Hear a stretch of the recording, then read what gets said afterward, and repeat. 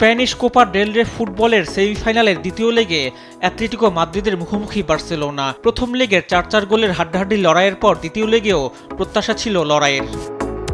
Riyad air মেট্রোপলিটানো স্টেডিয়ামে ম্যাচের শুরু থেকেই আধিপত্য দেখায় বার্সেলোনা। ২৭ মিনিটে গোল করে ফেরান তোরেস বার্সাকে এগিয়ে দেন। এর ২ মিনিট পর ব্যবধান বাড়ানোর সুযোগ পায় বার্সা, কিন্তু তা কাজে লাগাতে পারেনি তারা। ৩৯ মিনিটে রাফিনহার শট ফিরিয়ে দেন অ্যাটলেটিকো গোলরক্ষক। বিরতির পর ৫২ মিনিটে অ্যাটলেটিকোর সোলো সময়তে ফেরার সহজ সুযোগ হাতছাড়া করেন। ৬৯ মিনিটে সোলো গোলের দেখা পেলেও অফসাইডে গোল বাতিল করা হয়। এরপর চেষ্টা করেও আর ম্যাচে ফিরতে পারেনি অ্যাটলেটিকো। ২ লেগ মিলিয়ে ৫-৪ গোলের জয়ে ফাইনালে ওঠে বার্সেলোনা।